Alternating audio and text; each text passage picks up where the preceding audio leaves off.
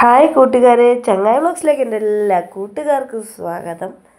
അപ്പോൾ എൻ്റെ എല്ലാ കൂട്ടുകാരും സുഖമായിട്ടിരിക്കുന്നു എന്ന് വിശ്വസിക്കുന്നു. എനിക്കും ഇവിടെ പ്രത്യേകിച്ച് വിശേഷങ്ങളൊന്നുമില്ല, ചെറിയ പനിയും കാര്യങ്ങളൊക്കെ ആയിട്ട് ഇങ്ങനെ പോകുന്നുണ്ട്. അപ്പോൾ ഞാൻ ഇന്ന് വന്നിട്ടുള്ളത് ഒരു സ്പെഷ്യൽ വീഡിയോയുമായിട്ടാണ് കേട്ടോ. നമ്മുടെ ബൺദോശയുടെ റെസിപ്പിയുമായിട്ടാണ് ഞാൻ ഇന്ന് വന്നിട്ടുള്ളത്.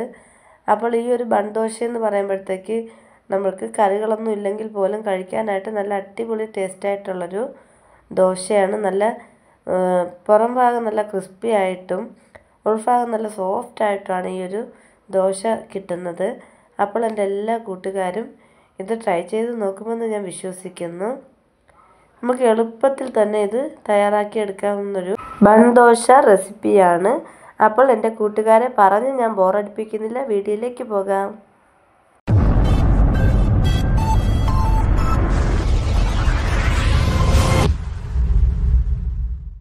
അപ്പോൾ നമുക്ക് ബൺദോശയ്ക്ക് ആവശ്യമായിട്ടുള്ള മാവ് കൂട്ടാണ് തയ്യാറാക്കേണ്ടത്. അതിനാവശ്യമായിട്ട് 1 കപ്പ് അളവിൽ 120 ml കപ്പിൽ 1 കപ്പ് അളവിൽ വറുത്ത റവ എടുത്തു. വറുക്കാത്ത റവയാണെങ്കിൽ ഒരു കുഴപ്പവുമില്ല. പിന്നെ ഞാൻ 60 ml കപ്പിൽ 1 കപ്പ് പുളിപ്പ് കുറഞ്ഞ തൈര് കൂടി എടുത്തിട്ടുണ്ടായിരുന്നു. 1/2 കപ്പ് അളവിൽ തേങ്ങ തിരുമിയതും ചേർത്തു. പിന്നെ 1/4 കപ്പ് അളവിൽ പച്ചരിപ്പൊടി കൂടി ചേർത്തതിന് ശേഷം 1/2 കപ്പ് അളവിൽ ഞാൻ വെള്ളം കൂടി ചേർത്ത് കൊടുത്തു. പിന്നെ ആവശ്യത്തിനുള്ള ഉപ്പ് കൂടി ചേർത്തതിന് ശേഷം നല്ലതുപോലെ ഇതിനെ ഒന്ന് അരച്ചെടുത്തിട്ട് വരാം കേട്ടോ. അപ്പോൾ ബൺദോശയ്ക്ക് ആവശ്യമായിട്ടുള്ള മാവ് കൂട്ടൊക്കെ ഞാൻ ഇവിടെ ഒന്ന് റെഡിയാക്കി എടുത്തിട്ടുണ്ട്. വെള്ളമൊക്കെ ഒഴിക്കുമ്പോഴത്തേക്കും നിങ്ങൾ ശ്രദ്ധിക്കേണ്ടത് ഒരു കാര്യം മാത്രമാണ് കേട്ടോ. ഈ ഒരു മാവ് കൂട്ടിൽ വെള്ളം ഒട്ടും കൂടിപ്പോകാനായിട്ട് പാടില്ല. നമ്മൾ ഇഡ്ഡലി മാവിനൊക്കെ ആ മാവ് കൂട്ട് അരച്ചെടുക്കില്ല, അതേ രീതിക്ക് വേണം നമ്മൾ തയ്യാറാക്കിയിട്ടെടുക്കാൻ. ഇതിലേക്ക് 1 സ്പൂൺ അളവിൽ ഞാൻ ബേക്കിംഗ് പൗഡറല്ല സോഡയാണ് ചേർത്ത് കൊടുക്കുന്നത്. ബേക്കിംഗ് സോഡ കയ്യിലില്ല എന്നുണ്ടെങ്കിൽ നമുക്ക് അപ്പക്കാരമുണ്ടല്ലോ, സാധാ സോഡാപ്പൊടി ചേർത്ത് കൊടുത്താലും മതി. അപ്പോൾ ഇതിൽ സോഡാപ്പൊടി ചേർക്കണമെന്ന് നിർബന്ധമില്ല. നിങ്ങൾക്ക് ടൈമൊക്കെ ഉള്ള ആൾക്കാരാണെന്നുണ്ടെങ്കിൽ 3 മണിക്കൂർ ഇതൊന്ന് അടച്ച് വെച്ച് കൊടുത്തിട്ട് ഈ മാവൊക്കെ ഒന്ന് സെറ്റായി വരുമ്പോഴത്തേക്ക് നിങ്ങൾ അടിപൊളിയായിട്ടുള്ള ബൺദോശ തയ്യാറാക്കിയെടുക്കാൻ പറ്റും. ഞാനിവിടെ മാവ് കൂട്ട് റെഡിയാക്കിയ ഉടനെ തന്നെ ഇൻസ്റ്റൻ്റായിട്ടാണ് ഈ ഒരു ബൺദോശ തയ്യാറാക്കുന്നത്. അതിൻ്റെ പേരിലാണ് ഞാൻ ഇതിലേക്ക് സോഡാപ്പൊടി ചേർത്ത് കൊടുത്തത് കേട്ടോ. അപ്പോൾ മാവ് അവിടെ ഒരു 5 മിനിറ്റോളം അങ്ങനെ ഇരിക്കട്ടെ. ആ ഒരു സമയത്ത് ഞാനൊരു മസാലക്കൂട്ട് തയ്യാറാക്കുന്നുണ്ട്. അതിനാവശ്യമായിട്ട് 1 സവാള ഉള്ളി പൊടിയായി അരിഞ്ഞതും 1 തണ്ട് കറിവേപ്പില അരിഞ്ഞതും 1 തണ്ട് മല്ലിയില അരിഞ്ഞതും കൂടി എടുത്തിട്ടുണ്ട്. പിന്നെ ഒരു ചെറിയ പീസ് അളവിൽ ഇഞ്ചി കൂടിയാണ് അരിഞ്ഞെടുത്തിട്ടുള്ളത് കേട്ടോ. ഒരു ചട്ടി ചൂടാക്കി അതിലേക്ക് കുറച്ച് വെളിച്ചെണ്ണ ഒഴിച്ചു കൊടുത്തിട്ടുണ്ട്. ഇനി ഇതിലേക്ക് ഞാൻ കടുകാണ് പൊട്ടിച്ചു കൊടുക്കുന്നത്. കടുകൊക്കെ ഇട്ട് കൊടുത്തിട്ട് ഒന്ന് ചൂടായി വന്ന സമയത്ത് ഇതിലേക്ക് ഞാൻ ഇനി ചേർത്ത് കൊടുക്കുന്നത് 1 സ്പൂൺ അളവിൽ ചെറിയ ജീരകമാണ് കേട്ടോ, പെരുംജീരകമല്ല, ചെറിയ ജീരകവും കൂടി ചേർത്ത് കൊടുത്തിട്ടുണ്ട്.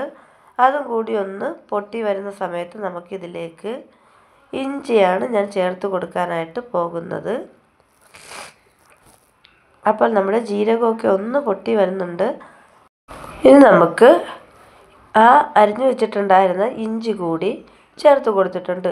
ഇഞ്ചി പേസ്റ്റ് ചേർക്കാൻ പാടില്ല, നമ്മുടെ ഫ്രഷ് ആയിട്ടുള്ള ഇഞ്ചി തന്നെ നമ്മൾ അരിഞ്ഞ് ചേർത്ത് കൊടുക്കാനായിട്ട് ശ്രദ്ധിക്കണം കേട്ടോ.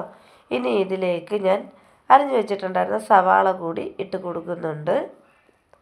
അതും കൂടി ഇട്ട് കൊടുത്തതിന് ശേഷം 1 തണ്ട് മല്ലിയിലയും 1 തണ്ട് കറിവേപ്പിലയാണ് ഞാൻ എടുത്തിട്ടുള്ളത്. അത് രണ്ടും കൂടി ചേർത്ത് കൊടുത്തിട്ടുണ്ട്. പിന്നെ ഞാൻ ഇതിലേക്ക് 1 പച്ചമുളക് കൂടി ചേർത്ത് കൊടുക്കുന്നുണ്ട് കേട്ടോ.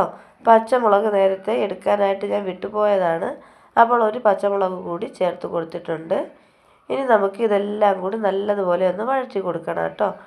വഴറ്റി കൊടുത്തതിന് ശേഷം നമുക്ക് ഇതിലേക്ക് ഇനി വേണ്ടതെന്ന് വെച്ചിട്ടുണ്ടെങ്കിൽ ആവശ്യത്തിനുള്ള ഉപ്പ് ചേർത്ത് കൊടുക്കണം. അപ്പോൾ നമ്മൾ മാവ് അരച്ച സമയത്ത് ഉപ്പിട്ട് കൊടുത്തിട്ടുണ്ടായിരുന്നു. ഇത് മസാലക്കൂട്ടിന് ആവശ്യമായിട്ടുള്ള ഉപ്പാണ് ഞാൻ ചേർത്ത് കൊടുത്തിട്ടുള്ളത്. അപ്പോൾ ഉപ്പൊക്കെ നിങ്ങളുടെ നോക്കിയിട്ട് പാകത്തിന് മാത്രം ഇട്ട് കൊടുക്കാനായിട്ട് ശ്രദ്ധിക്കുക. അപ്പോൾ നമ്മുടെ ഉള്ളിയെല്ലാം നല്ലതുപോലെ ഒന്ന് വഴണ്ട് വന്നിട്ടുണ്ട്. ഈ ഒരു ടൈമിൽ ഞാൻ ഒരു നുള്ള് മഞ്ഞൾപ്പൊടി കൂടി ഇട്ട് കൊടുക്കുന്നുണ്ട്. ഓപ്ഷനിലാണ്, നിങ്ങൾക്ക് വേണമെങ്കിൽ മാത്രം ഈ മഞ്ഞൾപ്പൊടി ചേർത്ത് കൊടുത്താൽ മതി കേട്ടോ.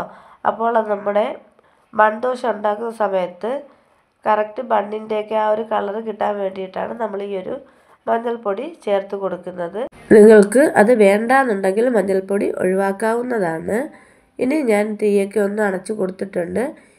അതൊന്ന് തണുത്ത ശേഷം നമുക്ക് നമ്മൾ തയ്യാറാക്കി വെച്ചിട്ടുണ്ടായിരുന്ന ബൺദോശയുടെ മാവ് കൂട്ടിലേക്ക് അതിനൊന്ന് ഒഴിച്ചു കൊടുക്കാം കേട്ടോ. അപ്പോൾ 10 മിനിറ്റൊക്കെ ആയിട്ടുണ്ട്. നല്ലതുപോലെ നമ്മുടെ മാവ് ഒന്ന് ചെറുതായിട്ട് പൊങ്ങിയൊക്കെ വന്നിട്ടുണ്ട്, കണ്ടല്ലോ.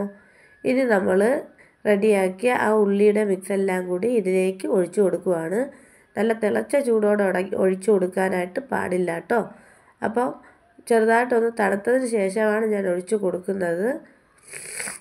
ഈ കൂട്ടെല്ലാം നല്ലതുപോലെ അങ്ങ് ഒഴിച്ചു കൊടുത്തതിന് ശേഷം നമുക്ക് ഇതിൻ്റെ എല്ലാം കൂടി നല്ല രീതിക്കൊന്ന് മിക്സ് ചെയ്തിട്ട് എടുക്കണം കേട്ടോ. അപ്പോൾ എൻ്റെ എല്ലാ കൂട്ടുകാരും വീഡിയോ സ്കിപ്പ് ചെയ്യാതെ കാണുമെന്ന് ഞാൻ വിശ്വസിക്കുന്നു. അതുപോലെ എൻ്റെ ചാനൽ പുതുതായിട്ട് കാണുന്ന കൂട്ടുകാരുണ്ടെങ്കിൽ സപ്പോർട്ട് ചെയ്യാൻ മറക്കരുത്.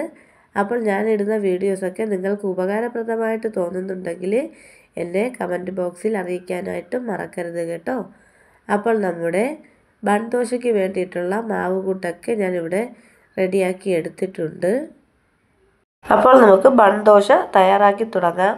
അതിനാവശ്യമായിട്ട് ഞാനിവിടെ എടുത്തിരിക്കുന്ന ഒരു അപ്പച്ചട്ടിയാണ്.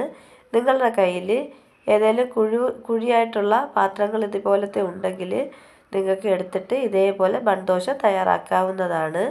അപ്പോൾ പരന്ന ഫ്രൈ പാൻ ചട്ടിയൊന്നും എടുക്കാൻ പാടില്ല കേട്ടോ. ഇതേപോലെ കുഴിയുള്ളത് തന്നെ വേണം.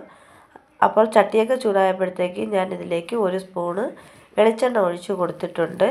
അപ്പോൾ മാവും ഒക്കെ ഒഴിച്ചു കൊടുത്തിട്ടുണ്ട്. ഇതൊന്ന് ഒരു 2-3 സെക്കൻഡ് ഒന്ന് അടച്ചു വെച്ച് കൊടുക്കുമ്പോഴത്തേക്ക് ഇതേപോലെ ബൺ പോലെ നല്ല പോലെ പെരുകി വരും കേട്ടോ. കണ്ടോ, നല്ലതുപോലെ നല്ല ബണ്ണിൻ്റെ അതേ രീതിക്ക് പെരുകി വന്നിട്ടുണ്ട്. അപ്പോൾ നമ്മുടെ ഒരു ഭാഗമായതിനു ശേഷം ഞാനൊന്ന് മറിച്ചിട്ട് കൊടുത്തിട്ടുണ്ട്. അപ്പോൾ നമ്മുടെ ബൺദോശ റെഡിയായി വന്നിട്ടുണ്ട് കേട്ടോ. ഇതേപോലെ മറിച്ചിട്ട് കൊടുത്തതിന് ശേഷം നിങ്ങൾക്ക് വേണമെങ്കിൽ ചെറുതായിട്ടൊന്ന് ഓയിൽ സ്പ്രെഡ് ചെയ്ത് കൊടുക്കാവുന്നതാണ്. ഓപ്ഷനിലാണ്, വേണമെങ്കിൽ മാത്രം. അപ്പോൾ നമ്മുടെ ബൺദോശ എല്ലാം ഇവിടെ റെഡിയായി കിട്ടിയിട്ടുണ്ട്. നല്ല പെർഫെക്റ്റായിട്ട് നല്ല ബൺ പോലെ തന്നെ കിട്ടിയിട്ടുണ്ട് കേട്ടോ. ഇത് സിമ്പിളാണ് തയ്യാറാക്കി എടുക്കാൻ. ഇത് കഴിക്കാനായിട്ട് ഒരു കറിയുടെ ആവശ്യമില്ല. പിന്നെ ഞാൻ ഇതിലേക്ക് കറിയായിട്ട് ഞാൻ ഇപ്പോൾ എടുത്തിരിക്കുന്നത് ചിക്കൻ്റെ കറിയാണ്. നിങ്ങൾക്ക് ചട്നിയുടെ കൂട്ടത്തിൽ കറി നിർബന്ധമുള്ളവർക്കാണെങ്കിൽ ചട്നിയുടെ കൂട്ടത്തിൽ കഴിക്കാവുന്നതാണ്. അപ്പോൾ ഇത് സ്കൂളിൽ പോണ കുഞ്ഞു മക്കളൊക്കെ ഉണ്ടെങ്കിൽ ലഞ്ച് ബോക്സിൽ കൊടുത്തുവിടാനാണേലും ബ്രേക്ക്ഫാസ്റ്റിന് കൊടുത്തുവിടാനാണേലും അല്ലെങ്കിൽ ഇത് ഈവനിങ് സ്നാക്കായിട്ടും ഒക്കെ കഴിക്കാൻ പറ്റുന്നൊരു ബൺദോശ റെസിപ്പിയാണ്. അപ്പോൾ ഇന്നത്തെ എൻ്റെ കുഞ്ഞു വീഡിയോ ഇത്രയേ ഉള്ളായിരുന്നു. വീഡിയോ ഇഷ്ടമായിട്ടുണ്ടെങ്കിൽ ലൈക്ക് ചെയ്യുക, ഷെയർ ചെയ്യുക, സബ്സ്ക്രൈബ് ചെയ്യുക. തൊട്ടടുത്ത് ബെല്ലൈക്കൺ അടിച്ച് പൊട്ടിക്കാനും മറക്കരുത്. അപ്പോൾ അതിനൊരു ഓൾ എന്ന ഓപ്ഷൻ കാണിക്കും. അതിൽ കൂടി ഒന്ന് ക്ലിക്ക് ചെയ്താൽ മാത്രമേ ഞാനിടുന്ന വീഡിയോസിൻ്റെ നോട്ടിഫിക്കേഷൻ നിങ്ങൾക്ക് ലഭിക്കുകയുള്ളൂ. അപ്പോൾ പുതിയൊരു വീഡിയോയിൽ കാണാം. ടാറ്റാ.